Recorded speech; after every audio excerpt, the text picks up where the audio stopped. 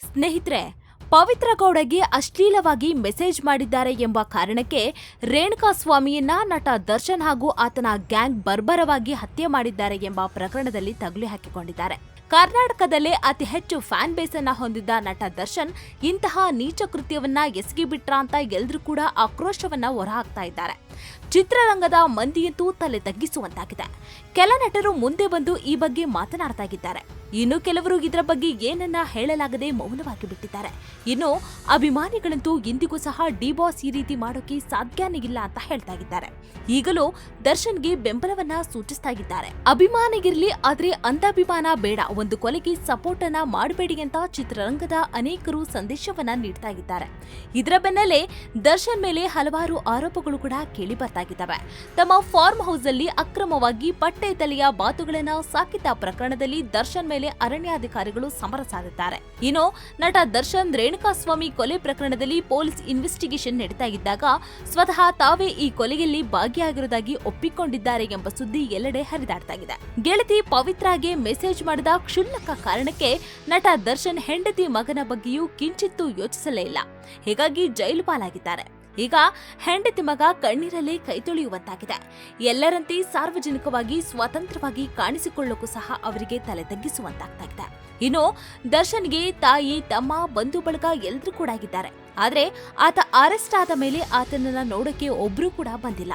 ಆದ್ರೆ ಮೊನ್ನೆ ಪತ್ನಿ ವಿಜಯಲಕ್ಷ್ಮಿಗೆ ಪೊಲೀಸ್ನವರು ವಿಚಾರಣೆಗೆ ನೋಟಿಸ್ ಅನ್ನ ಕಳಿಸಿದ್ರಂತೆ. ಈ ಹಿನ್ನೆಲೆ ಅವರು ಠಾಣೆಗೆ ಬಂದಿದ್ರು ಅಷ್ಟೇ, ಆದ್ರೆ ದರ್ಶನ್ ಅನ್ನ ನೋಡಿಲ್ಲ. ಏನಿಗಾದ್ರೂ ಪತ್ನಿ ವಿಜಯಲಕ್ಷ್ಮಿ ದರ್ಶನ್ ಪರ ಕಾನೂನು ಹೋರಾಟ ಮಾಡಲು ವಕೀಲರನ್ನ ನೇಮಿಸಿದ್ದಾರೆ ಎನ್ನಲಾಗಿದೆ. ಇನ್ನು ಇತ್ತೀಚೆಗೆ ದರ್ಶನ್ ಮಗ ವಿನೀಶ್ ಕೂಡ ತಂದೆಗೆ ಬೆಂಬಲವನ್ನ ಸೂಚಿಸಿ ಸೋಷಿಯಲ್ ಮೀಡಿಯಾದಲ್ಲಿ ಪೋಸ್ಟ್ ಅನ್ನ ಶೇರ್ ಮಾಡಿದ್ದಾರೆ.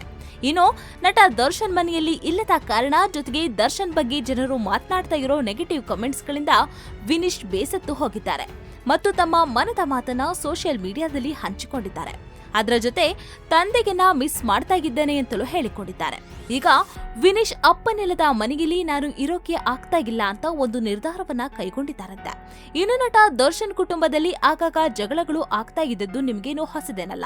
ಈ ಸಂಬಂಧ ಪತ್ನಿಗೆ ಹೊಡೆದು ದರ್ಶನ್ 13 ವರ್ಷಗಳ ಹಿಂದೆಗೆ ಜೈಲುವಾಸ ಅನುಭವಿಸಿದ್ದು ನಿಮಗೆಲ್ಲ ಗೊತ್ತಾಗಿದೆ. ಇನ್ನು ಪವಿತ್ರ ಗೌಡ ವಿಚಾರಕ್ಕಂತೂ ಪತ್ನಿ ವಿಜಯಲಕ್ಷ್ಮಿ ಹಾಗೂ ಪವಿತ್ರ ಗೌಡ ಜೊತೆ ಎಲ್ಲರಿಗೂ ಕಾಣುವಂತೆ ಸಾಮಾಜಿಕ ಜಾಲತಾಣದಲ್ಲೇ ಜಗಳವಾಡಿಕೊಂಡಿದ್ರು. ಗಂಡನಿಂದ ಎಷ್ಟೇ ನೋವನ್ನ ತಿಂದಿದ್ರು ಕೂಡ ವಿಜಯಲಕ್ಷ್ಮಿ ಮಾತ್ರ ಗಂಡನ ಬೆನ್ನಿಗೆ ನಿಂತಿದ್ದಾರೆ. ದರ್ಶನ್ ಅನ್ನ ಬಿಡಿಸಲು ಲಾಯರ್ ಅನ್ನು ಕೂಡ ನೇಮಕವನ್ನ ಮಾಡಿದ್ದಾರೆ. ಸ್ನೇಹಿತರೆ, ನಿಮಗೆ ತಿಳಿದಿರೋ ಹಾಗೆ ರೇಣುಕಾಸ್ವಾಮಿ ಕೊಲೆ ಪ್ರಕರಣದಲ್ಲಿ 19 ಮಂದಿಗಿನ್ನ ಬಂಧಿಸಲಾಗಿದೆ. ಹೀಗಾಗಲೇ ಪವಿತ್ರ ಸೇರಿ 15 ಮಂದಿಗಿನ್ನ ಜೈಲು ಪಾಲು ಮಾಡಿದ್ದಾರೆ. 4 ಮಂದಿಗಿನ್ನ ಇನ್ನು ವಿಚಾರಣೆಗೆ ಇರಿಸಿಕೊಂಡಿದ್ದಾರೆ. ಕೊಲೆಗ ಸಾಕ್ಷಿಗಾಗಿ ಕಲೆ ಹಾಕ್ತಾ ಇದ್ದಾರೆ. ಇನ್ನು ರೇಣುಕಾಸ್ವಾಮಿ ಕೊಲೆ ಮಾಡಿದ ದಿನ ದರ್ಶನ್ ಧರಿಸಿದ್ದ ಬಟ್ಟೆಗಿನ್ನ ವಶಕ್ಕೆ ಪಡೆಯಲಾಗಿದೆ. ಕೊಲೆ ಮಾಡಿದ ನಂತರ ದರ್ಶನ್ ತನ್ನ ಹೆಂಡತಿ ಮಗನಿದ್ದ ಮನೆಗೆ ತೆರಳಿ ಅಲ್ಲಿ ಬಟ್ಟೆಗಳನ್ನ ಬಚ್ಚಿಟ್ಟಿದ್ರಂತೆ. ದರ್ಶನ್ ಅಂದು ಧರಿಸಿದ ಬಟ್ಟೆ ಬೆಲೆ ಕೇಳಿದ್ರೆ ನೀವು ಶಾಕ್ ಆಗಿ ಹೋಗ್ತೀರಾ.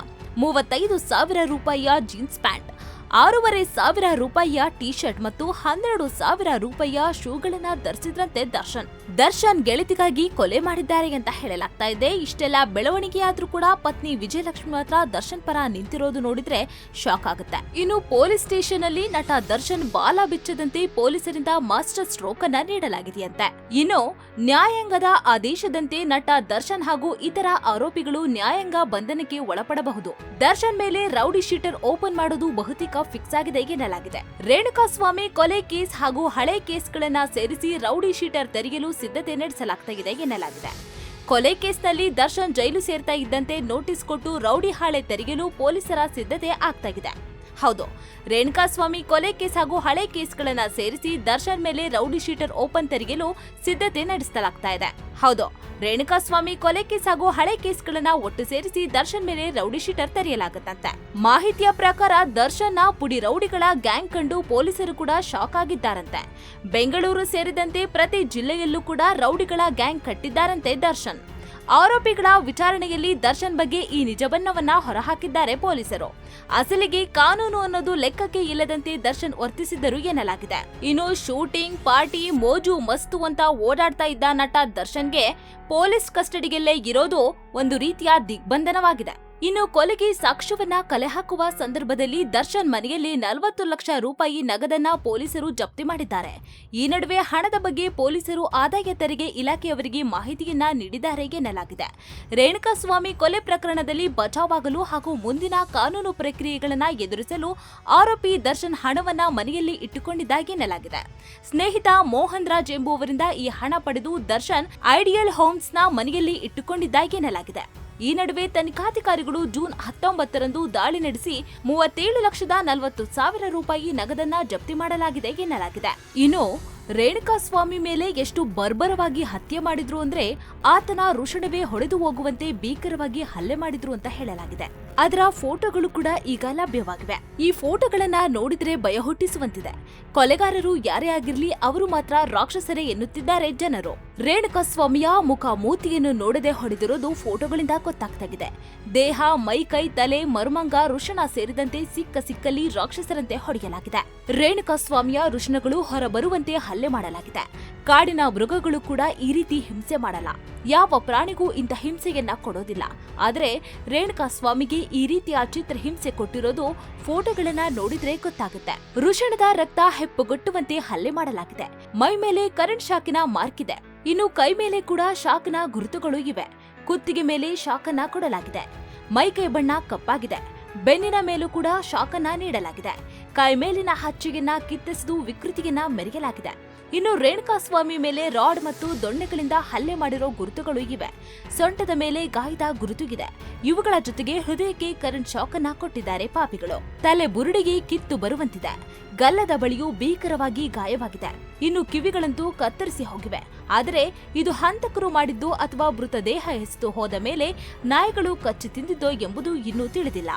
ಸದ್ಯ ರೇಣುಕಾಸ್ವಾಮಿ ಹತ್ಯೆ ಆರೋಪದ ಮೇಲೆ ದರ್ಶನ್, ಪವಿತ್ರ ಗೌಡ ಮತ್ತು ಟೀಂ ಪೊಲೀಸರ ಕಸ್ಟಡಿಯಲ್ಲಿದೆ. ಕೊಲೆ ಮಾಡಿದ ಮೇಲೆ ಆ ಪಾಪಿಗಳು ರೇಣುಕಾಸ್ವಾಮಿ ಮೈ ಮೇಲಿದ್ದ ಚಿನ್ನವನ್ನು ಸಹ ಬಿಟ್ಟಿಲ್ಲ. ಅದನ್ನು ಕೂಡ ದೋಚಿದ್ರು. ಈಗ ಪೊಲೀಸರು ಅವೆಲ್ಲವನ್ನ ವಶಪಡಿಸಿಕೊಂಡಿದ್ದಾರೆ. ಇನ್ನು ಸ್ಥಳ ಮಹಜರು ಮಾಡೋ ವೇಳೆಯಂತೂ ಆ ಪವಿತ್ರ ಗೌಡ ನಗುತ್ತಾ ಬಂದಿದ್ದನ್ನ ನೋಡಿ ನೆಟ್ಟಿಗರು ಕೆಂಡಾಮಂಡಲವಾಗಿದ್ದಾರೆ. ಕೊಲೆಗಾರ ಯಾರೇ ಆಗಿದ್ರು, ಎಂತ ಪ್ರಭಾವಿನೇ ಆಗಿದ್ರು, ಆತನಿಗೆ ಮಾತ್ರ ಶಿಕ್ಷೆ ಆಗ್ಲೇಬೇಕು. ಈ ವಿಡಿಯೋ ಬಗ್ಗೆ ನಿಮ್ಗೇನನ್ಸುತ್ತೆ ಕಾಮೆಂಟ್ ಮಾಡಿ ತಿಳಿಸಿ. ಇದೇ ತರಹದ ಮತ್ತಷ್ಟು ವಿಡಿಯೋಗಳಿಗಾಗಿ ಲೈಕ್, ಶೇರ್ ಮತ್ತು ಸಬ್ಸ್ಕ್ರೈಬ್ ಮಾಡಿ.